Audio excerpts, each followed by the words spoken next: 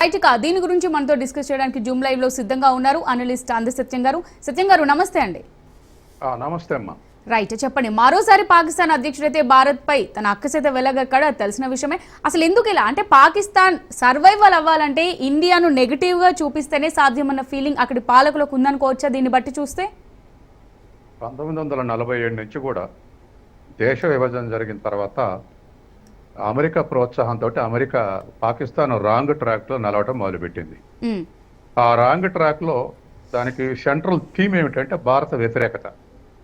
భారత వ్యతిరేకత అనేది దాని సైద్ధాంతిక సిద్ధాంతంలో కీలక అంశంగా పెట్టుకొని నడిపింది. గత 70 ఏళ్లుగా అదే పనిచేసింది. అటువంటి వ్యతిరేకతని ఎలక్షన్స్ వచ్చినప్పుడల్లా లేదా పాకిస్తాన్లో ఏదైనా క్రైసిస్ వస్తే అది వెంటనే దానికి భారతదేశానికి అంటగట్టి ప్రచారం చేయటం అనేది చేసింది. ఇది ఒక డెమోక్రటిక్ కంట్రీగా విడిపోయి సైనిక నియంత్రణ మీద ఉగ్రవాదుల మీద ఆధారపడితే ఇప్పుడు దాని అస్తిత్వానికే ముప్పు వచ్చింది. అందుకని ఇటువంటి సమస్య వచ్చినప్పుడల్లా భారతదేశం మీద నెపం పెట్టడం, ఆ ప్రజల్ని అమాయకంగా వంచడం అనేది పాలకులు చేస్తూ ఉన్నారు. అమెరికా ప్రోత్సాహంతో ఆఫ్ఘనిస్తాన్లో అమెరికా పాకిస్తాన్ రెండు కలిసి తాలిబాన్లను తయారు చేసింది. అమెరికా ఆఫ్ఘనిస్తాన్లో దరిదాపు తాలిబాన్ల పేరు మీద అసలు పాకిస్తాన్ సైన్యమే ఆఫ్ఘనిస్తాన్లో ఆనాడు ఉన్నటువంటి ముజిబ్ ప్రభుత్వాన్ని గోల్దోసింది. అది ఇవాళ తాలిబాను ఇప్పుడు దాని మెడ చుట్టుకుంది. ఇవాళ తాలిబాన్లతోటి అసలు వాళ్ళ ఊపిరి సల్పనటువంటి పరిస్థితులు ఉన్నారు గత 6 నెలలుగా. ఇది ఒకవైపు. రెండో వైపు ఆఫ్ఘనిస్తాన్లో తయారైనటువంటి ఉగ్రవాద సంస్థలు, పాకిస్తాన్లో ప్రోత్సహించేట ఉగ్రవాద సంస్థలు భారతదేశంలోకి ప్రవేశపెట్టడం అనేది గత 50 ఏళ్లుగా నడుస్తుంది. వాళ్ళ ద్వారా భారతదేశంలో అస్థిరత సృష్టించడం అనేటువంటిది సృష్టించింది. ఇప్పుడు చివరికి ఏమైంది? తాలిబాన్లే పాకిస్తాన్కి వ్యతిరేకంగా పాకిస్తాన్ మీద దాడి చేసేందుకు తయారైంది. వాళ్ళు నేర్పినటువంటి ఉగ్రవాద సంస్థలే వాళ్ళ దేశంలోనే వాళ్ళని మెడబట్టుకునేటువంటి స్థితికి వచ్చింది. ఇవాళ బెలూచిస్తాన్లో అటువంటి సంఘటనలు జరుగుతున్నాయి. గతంలో కూడా అనేక సార్లు పాకిస్తాన్ ప్రధానమంత్రులు కానీ అధ్యక్షులు కానీ హత్యకు గురయ్యారు. ఇది మొత్తం కూడా ప్రజల ఇన్వాల్వ్మెంట్ లేకుండా, ప్రజల భాగస్వామ్యం లేకుంటే ఎప్పుడైతే పాలించడం మొదలుపెట్టారో, ఏ పాలకులున్నా అమెరికా డైరెక్షన్లో ఎప్పుడైతే నడిచారో ఈ స్థితికి వచ్చింది. ఇప్పుడు అమెరికా మద్దతు కూడా పోయింది. ఏదో పైన తప్ప అమెరికా మద్దతు సంపూర్ణ స్థాయిలో లేదు.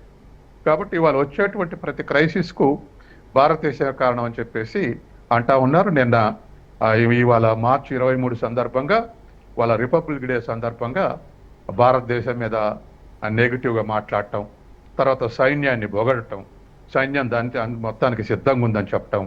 అంటే బెలూచిస్తాన్ ఉగ్రవాదుల్ని మొన్న ట్రైన్ సందర్భంగా అణిచేశారు కాబట్టి వాళ్ళను కూడా బొగిడి అణిచివేయడానికి, వాళ్ళని ప్రోత్సహించడానికి ఇటువంటి మాటలు మాట్లాడుతున్నారు. కాబట్టి అసలు దాని సైద్ధాంతిక వైఖరిలోనే, దాని అంతర్జాతీయ వైఖరిలో లోపాలు ఉన్నాయి. ఆ లోపాలు ఇప్పుడు దాని మెడకు చుట్టుకొని ఇవాళ బయటపడతా ఉన్నాయి. ఇది ఇవాళ పాలకులు మారటానికి కారణం. సత్యం గారు, ఈ కాశ్మీర్ పేరు ఎత్తుతూనే ప్రతిసారి అంటే పాకిస్తాన్ ఏ కాంట్రవర్సీలో చిక్కుకున్నా, ఎప్పుడు మాట్లాడినా మాటలు చూసినట్టయితే కాశ్మీర్ పేరు ఎత్తకపోతే పాకిస్తాన్ పాలకులకు అసలు ప్రశాంతతనే లేదా అన్న చందంగా తయారైంది. అసలు ఈ కాశ్మీర్ పేరు చెప్పి ఇప్పటిదాకా పబ్బం గడుపుకున్నారు. చెప్పండి. ఇప్పటి వరకు కూడా మన దేశంలో ఏ ప్రధాని ఉన్నా, అది ఇందిరాగాంధీ ఉన్నా, వాజ్పేయి ఉన్నా, లేకపోతే దేవగౌడ్ ఉన్నా, ఏ పార్టీ ఇవాళ హెగ్డే ఇవాళ మోడీ ఉన్నా, ఎవరున్నా భారతదేశం వైఖరి ఒకే విధంగా చెప్పారు. అమెరికా చాలా సార్లు కాశ్మీర్ పరిష్కరించడానికి మేము మధ్యవర్తిస్తామని అమెరికా ఆఫర్ ఇస్తే ప్రతి ప్రధానమంత్రి అది ద్వైపాక్షిక అంశం, నీ జోక్యం అవసరం లేదని రిజెక్ట్ చేశారు. ఇందిరాగాంధీ రిజెక్ట్ చేసింది, వాజ్పేయి రిజెక్ట్ చేశాడు, ఇవాళ ఉన్నటువంటి మోడీ కూడా రిజెక్ట్ చేస్తున్నాడు. అంటే మనం ఒక సూత్రబద్ధమైనటువంటి వైఖరితో ఉన్నాం. కాబట్టి ఏ అమెరికా ఇన్వాల్వ్మెంట్ లేదు, ఏది లేదు. అది పాకిస్తాన్ భారతదేశ చర్చల మధ్య పరిష్కారం కావాల్సినటువంటి అంశం అని రిజెక్ట్ చేశారు. ఇది సూత్రబద్ధమైనటువంటి వైఖరి. తర్వాత రెండోది, పాకిస్తాన్ విషయాన్ని అంతర్జాతీయం చేసి భారతదేశాన్ని డిఫెన్స్ లో పడేయాలని చెప్పేసి చాలా మట్లు ఈఎన్ఓలో పాకిస్తాన్ ప్రయత్నం చేసింది, అనేక సార్లు లేవనెత్తి. కానీ ఇవాళ పిఓకేనే అసలు భారతదేశానికి చెందాల్సినటువంటి అంశం, అది యుద్ధంలో ఆక్రమించినటువంటిది. కాబట్టి అది దొంగచాటుగా ఆక్రమించింది, మా దేశానికి చెందుద్దని మనం అంటున్నాం. కాబట్టి వాళ్ళు అది వదిలేసి అసలు కాశ్మీర్ ఇష్టపూర్తిగా ఆనాడు ఉన్నటువంటి పాలకులు హరిసింగ్ కానీ లేకపోతే షేక్ అబ్దుల్లా కానీ ప్రజలు కానీ ఇష్టపూర్తిగా విలీనమైనటువంటి రాష్ట్రం అది. yes. కాబట్టి ఇవాళ వాళ్ళు అంతర్జాతీయం చేసో లేదా కాంట్రవర్సీ దాని పేరు మీద డెవలప్ చేసో భారతదేశాన్ని కార్నర్ చేయాలంటే అంతర్జాతీయ సమాజం ఒప్పుకోవట్లే, ఏ ఒక్కరు ఒప్పుకోవట్లే, ఏ దేశం ఒప్పుకోవట్లే. కాబట్టి ఇదేదో పాకిస్తాను వాళ్ళలో వచ్చేటువంటి ఆర్థిక సంక్షోభం, రాజకీయ సంక్షోభం, తర్వాత జియోలాజికల్ క్రైసిస్ ఉంది ఇప్పుడు బెలూచిస్తాన్ కానీ పిఓకే కానీ, ఇటువంటి సంక్షోభాలు ఇరుక్కొని దాన్ని భారతదేశం వ్యతిరేకత రెచ్చగొట్టడం, సైన్యాన్ని ఆర్గనైజ్డ్గా ఉంచడం అనేటువంటి ఒక ద్వీపక వ్యూహంతో ఇవాళ ఉపన్యాసాలు కొనసాగినాయి. అంటే ఇప్పటిదాకా కాశ్మీర్ పేరు చెప్పి భారత్ నెగిటివ్ చేస్తూ పబ్బం గడుపుకుంది. సో ఫర్దర్ గా కూడా ఇదే అంశం పైన ఇదే అంశాన్ని హైలైట్ చేస్తూ పబ్బం గడుపుకునే చందంగానే ఫర్దర్ గా కూడా ఉంటుంది అనుకోవచ్చు అంటారా? ఖచ్చితంగా. ఎందుకంటే ఇప్పుడు ఒకటే, ఇమ్రాన్ ఖాన్ ఉన్నంత కాలం ఇమ్రాన్ ఖాన్ మంచి రియలైజ్ అయ్యిండు. ఏం రియలైజ్ అంటే అసలు మా దేశంలో సంక్షోభానికి కారణం అమెరికానే అన్నాడు. అన్నందుకే ఆ 30 మంది పార్లమెంట్ సభ్యులకు డబ్బులు పెట్టి మార్చి ఇమ్రాన్ ఖాన్ కూలదోసింది. అమెరికా సపోర్ట్ తోటే పాకిస్తాన్లో కూలదోశారు. తర్వాత ఇమ్రాన్ ఖాన్ ఇంకో మాట కూడా అన్నాడు, భారతదేశాన్ని గురించి నేర్చుకోవాలి, భారతదేశం ప్రశాంతంగా నేర్చుకోవాలనే ఒక మాట కూడా అన్నాడు.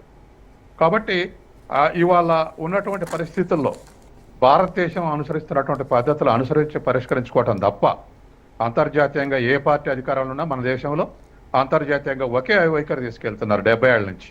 కాబట్టి ఇది ఒక సూత్రబద్ధమైన వైఖరి నుంచి వాళ్ళు నేర్చుకోవాల్సిందే తప్ప వాళ్ళు మన వైఖరిని డిస్టర్బ్ చేయలేరు.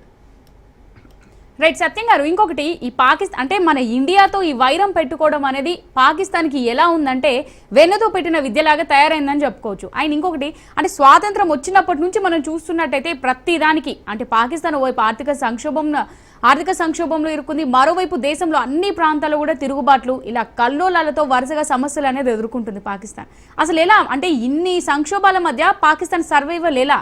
ఇది ఒక ప్రశ్నార్థకంగా ఇప్పుడు మన ఉమ్మడి భారతదేశం డెమోక్రటిక్ ఉన్నటువంటి సెటప్ చీలిపోయిన తర్వాత మత ప్రాతిపదిక మీద అందులో తెగల మీద ఆధారపడి పాకిస్తాన్ బతికింది. అందులో చాలా ఒక మతం ఉంటే ఆ మతం లేదు, అందులో తెగలు ఉన్నాయి. తర్వాత అందులో మళ్ళీ భౌగోళిక ఈ విభేదాలు ఉన్నాయి, జియోలాజికల్ డిఫరెన్సెస్ ఉన్నాయి. అంటే కొన్ని ప్రాంతాలు వెనకబడి ఉంటాం, కొన్ని ప్రాంతాలు మా స్వతంత్రంగా మేము పాలించుకుంటా అనటం ప్రతి దేశంలో వస్తాయి. కానీ ఎప్పుడైతే డెమోక్రటిక్ నామ్స్ ఉంటాయో, ఎప్పుడైతే డెమోక్రటిక్ డిబేట్స్ ఉంటాయో అప్పుడు మాత్రమే పరిష్కారం, అణుచివేస్తే పరిష్కారం ఉండదు. కాబట్టి పాకిస్తాను వాళ్ళ అంతర్గత సంక్షోభాలని, అంతర్గతంగా ఆర్థిక వ్యవస్థ బాగా బలహీన పడిపోయింది. ఇవాళ దాదాపు పెట్రోల్ 300 రూపాయల లీటర్ ఉండేటువంటి పరిస్థితి వచ్చింది.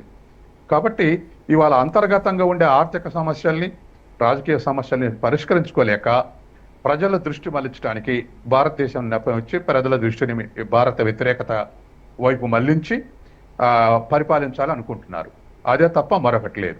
ఇప్పుడు ఈ మధ్య జరిగిన బెలూచిస్తాన్ సంఘటనలో సైన్యం కూడా నష్టపడింది. కాబట్టి సైన్యాన్ని ఊయింగ్ చేస్తున్నారు. ఇవాళ అధ్యక్షుడు జర్దారి మాట్లాడిన దాంట్లో సైన్యం అన్ని త్యాగాలకు సిద్ధంగా ఉంది అన్నాడు.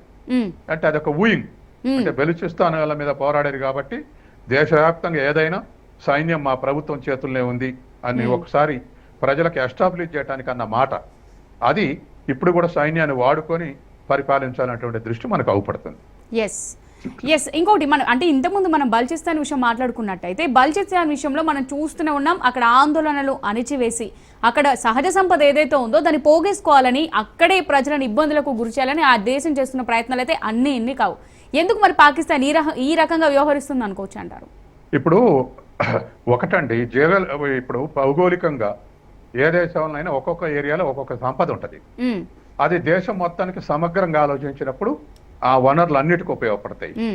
కానీ బెలూచిస్తాన్ ప్రజల్ని ఒంటరి చేసి వాళ్ళని పక్కకు నెట్టేసి పంజాబ్, సింధు ప్రాంతాలు వెల్ డెవలప్డ్ అయినటువంటి రీజియన్స్ కి ఎక్కువ ఇంపార్టెన్స్ ఇస్తే ఇటువంటి డిఫరెన్సెస్ వస్తాయి. ఏనాడో భారతదేశం విడిపోక ముందే అవన్నీ కూడా మంచి వెల్ టు డూ ఏరియాస్. కాబట్టి ఆ బెలూచిస్తాన్ అన్నటువంటి దాన్ని, మెట్ట ప్రాంతాన్ని, సుదూరంగా ఉన్నటువంటి ప్రాంతాన్ని ప్రజల నమ్మకాన్ని ఇన్వాల్వ్ చేయాలి, ప్రజల నమ్మకాన్ని చూరగొనాలి. కాబట్టి అది అణిచివేస్తూ ఉంటే రోజు రోజుకు దూరం అవుతుంది. తర్వాత బెలూచిస్తాన్ లో భారతదేశం రెచ్చగొడుతుంది అనేటువంటి ఒక అపవాదు కూడా వేస్తున్నారు. కానీ బెలూచిస్తాన్ లో రెచ్చగొడితే బెలూచిస్తాన్ వచ్చి భారతదేశంలో కలిసేది ఏం లేదు. మనం ఎప్పుడైనా పిఓకనే క్లెయిమ్ చేస్తున్నాం తప్ప ఏనాడు బెలుచిస్తాన్ గురించి క్లెయిమ్ చేయలేదు. కానీ వాళ్ళు అనుసరించినటువంటి పద్ధతులు నచ్చకనే బంగ్లాదేశ్ విడిపోయింది. వ్యతిరేకంగా బ్రహ్మాండంగా ప్రజలు ముజిబుర్ రహమాన్ ఆధ్వర్యంలో ఉద్యమించారు. కాబట్టి ఆనాడు బంగ్లాదేశ్ ప్రజలు ఎట్లయితే దూరం అయ్యారో ఇప్పుడు అణిచివేస్తే బెలుచిస్తాన్ ప్రజలు కూడా దూరం అవుతారు. కాబట్టి ప్రజల్ని కాన్ఫిడెన్స్ లోకి తీసుకుని ఆలోచిస్తే పాకిస్తాన్ సమగ్రత ఉంటుంది. దూరం అవుతారని తెలిసే పాకిస్తాన్ ఈ విధమైనటువంటి వైఖరి అవలంబిస్తుంది అనుకోవచ్చు అంటారా? అంటే అది బెలుచిస్తాన్ వచ్చే సమస్యల్ని భారతదేశంతో అంటగట్టడానికి ప్రయత్నం చేస్తుంది. అంటే భారతదేశం తదితర సంస్థలు ఉండి ఎంకరేజ్ చేస్తున్నాయని ఎప్పుడు అపవాదం వేస్తుంటారు. కానీ బెలుచిస్తాన్ ప్రజలు వాళ్ళ స్థానిక విషయాల కోసం వాళ్ళు పోట్లాడుతున్నారు. అవేవో పరిష్కరించి వాళ్ళని కాన్ఫిడెన్స్ లోకి తీసుకోవాలి తప్ప వాళ్ళని వేరుగా చూస్తే ఏనాడు మనం ముందుకు పోలేము. ఇప్పుడు మనం కాశ్మీర్ ప్రజలు ఉన్నాయి, కాశ్మీర్ ప్రజలకు కొన్ని రిజర్వేషన్స్ ఉన్నాయి. ఆ రిజర్వేషన్స్ ని రెచ్చగొట్టడానికి ఉగ్రవాద సంస్థలు ముందు ఏర్పాటువాద సంస్థలు ముందు పుట్టకొచ్చినాయి. ఏర్పాటు సంస్థలు ఆ తర్వాత ఉగ్రవాద సంస్థలు మారినాయి. అటువంటి ఉగ్రవాద సంస్థలని పాకిస్తాన్ ప్రోత్సహించడం ప్రారంభించారు. అవును, ఉగ్రవాదాన్ని పెంచి పోషించిన దేశం ఏదంటే టక్కున వచ్చే పేరే పాకిస్తాన్. కాబట్టి అట్లా పక్క దేశాల్లో ఏదో ఒక సమస్యను సృష్టించి మనం సర్వైవ్ అవుతాం అనుకుంటే ఇవాళ పాకిస్తాన్ ఎగ్జాంపుల్. అట్లా సర్వైవ్ కాలేరు అనేదానికి పాకిస్తాన్ ఎగ్జాంపుల్. తర్వాత ఏదో ఒక దేశం మాటిని పక్క దేశాలతో కాలు దువ్వితే దానికి కూడా ఎగ్జాంపుల్ పాకిస్తాన్. మనకు బంగ్లాదేశ్ కానీ బంగ్లాదేశ్ యుద్ధం అప్పుడు కానీ ఇంకొకటి అప్పుడు కానీ మనకు సోవియట్ యూనియన్ స్ట్రాంగ్ గా నిలబడితే అమెరికా మాటని అమెరికా ప్రోత్సాహంతో మన యుద్ధానికి కాలు దువ్వి ఇప్పుడు అన్ని పరిస్థితులు డిఫెన్స్ లో పడి ఇవాళ ఉన్నటువంటి సమస్యలు ఎదుర్కొంటుంది.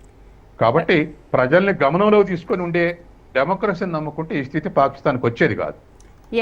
Okay, right. థ్యాంక్ యూ సత్యం గారు, జూమ్ లో పార్టిసిపేట్ చేసినందుకు. Thank you so much.